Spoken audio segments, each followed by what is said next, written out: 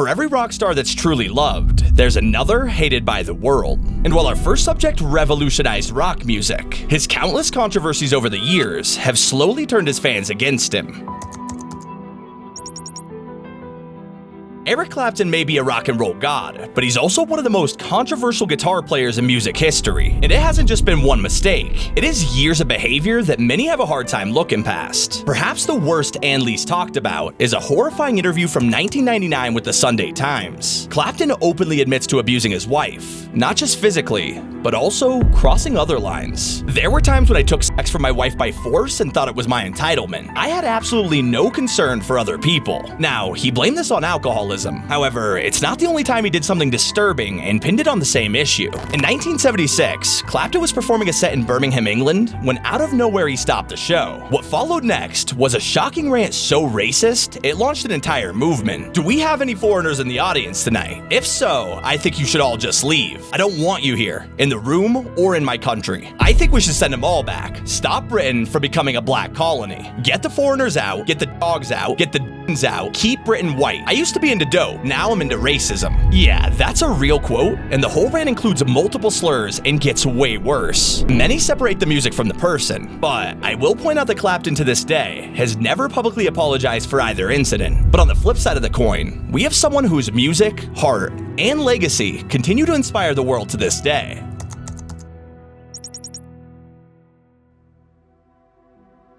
Freddie Mercury wasn't just a rock star, he was a once-in-a-generation performer. The voice, charisma, the stage presence, all were pretty unmatched, with many considering his Live Aid performance to be the greatest live set in history.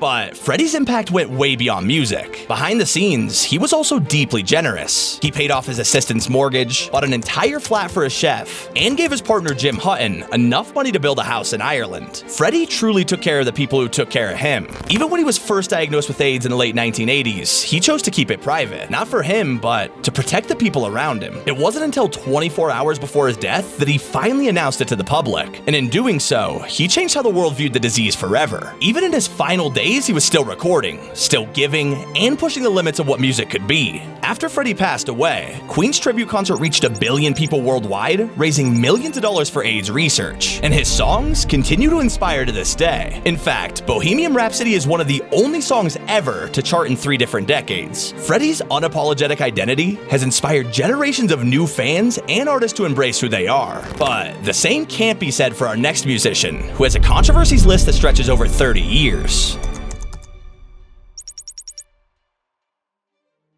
Now, Ted Nugent has been a loud voice in music forever, but somehow, his politics have always been louder. He's a hardcore supporter of the NRA, which is totally fine, but his takes on gun control are a bit out there. If it was up to me, if you uttered the word gun control, we'd put you in jail. And that's only the light stuff. He's publicly stated that schools should be guarded by armed commandos, that gun-free zones should be erased, and even once compared gun owners to a civil rights icon. There will come a time when the gun owners of America will be the Rosa Parks, and we will sit down on the front seat of that bus. And while Ted screams about defending freedom, he actually might have dodged the Vietnam draft. He once bragged about getting out of it by acting crazy and shitting himself, but the backlash was so bad he later denied the whole thing. However, it's not just words that get Ted into trouble, it's his actions too. In 2012, he illegally killed a black bear in Alaska. He pleaded guilty, paid a $10,000 fine, but had this to say about animal rights. I'm stymied to come up with anything funnier than people who think animals have rights. Just stick an arrow through their lungs. And then of course we have the infamous radio rant. On air, he called animal rights activist Heidi Prescott a worthless whore and a shallow slut. He then followed this by saying, "Who needs to club a seal when you could club Heidi?" Yeah, a court made him pay $75K in damages for that one. But by far the darkest moments of his career happened back in the 1970s. It's here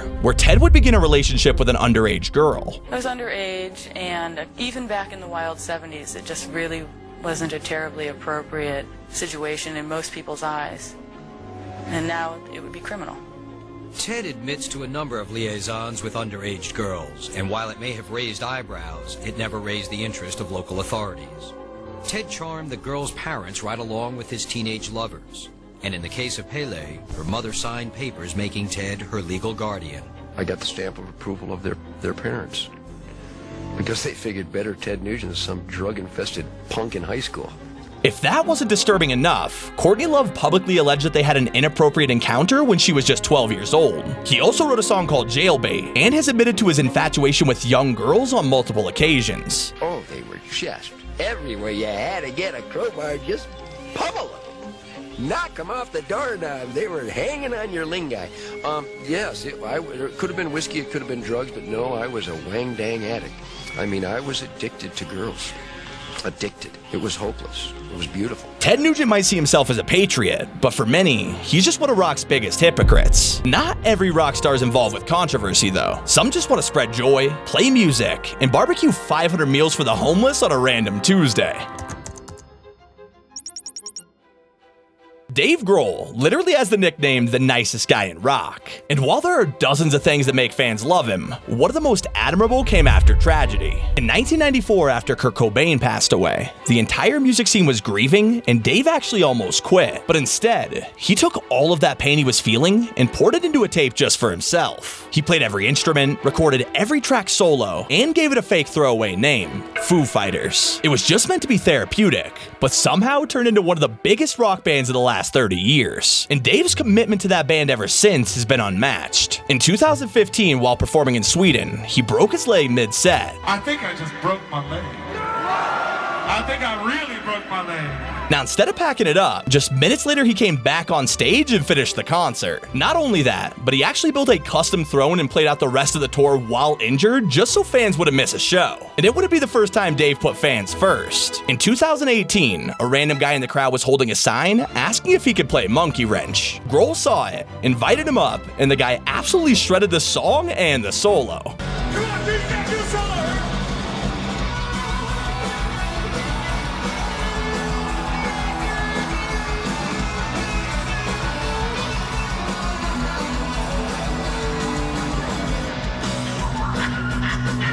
And that very same year, Dave also invited a 10-year-old on stage to play. He didn't know any Foo Fighters, so Dave had to ask him what he did know. What songs do you know?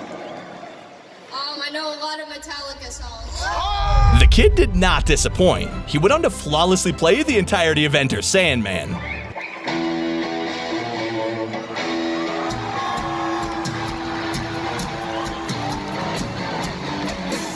Dave even gave him the guitar afterwards. But this isn't just PR on stage. The coolest things Dave does are when nobody's watching. Like in 2023, when he showed up to an LA homeless shelter with his own smoker. The guy literally cooked for 24 hours straight and fed hundreds of people in need. Only a few months later, and he did this exact same thing again, but in Australia. And even more recent was Dave's 56th birthday. Instead of going out with friends and family, he spent the entire day cooking for wildfire evacuees and firefighters from the area. Dave has truly survived rock and roll's most tragic parts, and in the end, has kind of become the heart of it. However, the opposite is true for our next rock star, who was once beloved by millions, and nowadays struggles to sell tickets.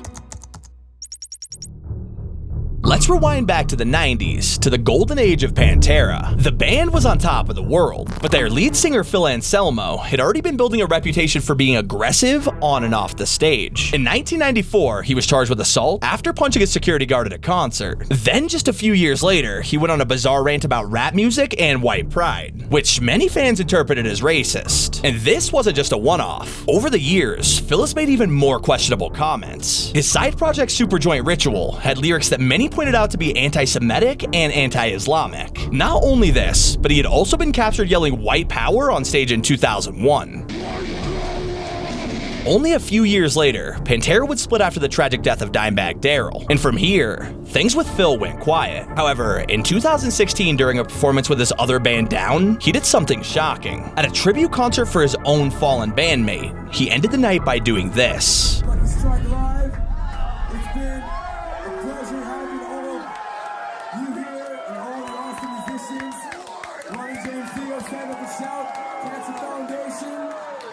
Thank you very much. Now, he later claimed it was an inside joke and even apologized calling it ugly, but the damage was already done. Tour dates were canceled, fans turned their back, and Phil went quiet once again. 7 years later, Pantera announced their reunion tour. What should have been a huge moment for the band was soured by Phil's past actions. Ticket sales were affected, and countries like Germany and Austria banned them from performing there. Even Vinnie Paul, the band's longtime drummer and brother of Daryl, publicly stated that Phil had tarnished Pantera's legacy. For many, Phil is the reason they stopped listening to the band. But on the flip side of hate, we have someone legendary who has never needed to act edgy to be a rock star. Now, some of you might be thinking that Jack Black's an actor, and while that is true, he's also one of the most entertaining, uplifting, and legitimate rock musicians out there. See, back in the 90s, Jack Black formed Tenacious D with his childhood friend Kyle Gass. What started as a comedy duo slowly turned into a full-on arena act with real albums, tours, and millions of fans. The two have played with Metallica, Foo Fighters, and Dave Grohl was even the devil in the Tenacious D movie. But Jack's biggest film contribution to the genre isn't even Tenacious D. It's easily gotta be School of Rock. This movie introduced an entire generation of kids to Zeppelin, AC/DC, the Ramones, and so many more bands. For many teens, this was their first spark that led to them picking up a guitar. Jack truly made rock fun again at a time when it was suffering. And throughout the years, he's also never let fame get to him. He constantly stops for fans and is always doing something goofy for charity, but then can sell out a world tour out of nowhere like it's nothing. Even today in his 50s, he's still shredding on stage and bringing that same energy he did 30 years ago. Not to mention, the guy is totally scandal-free. Jack Black didn't have to be edgy. He just had an undeniable love for music and brought the world along for the ride. Click on screen now to watch rock stars that hate each other. Appreciate you guys watching.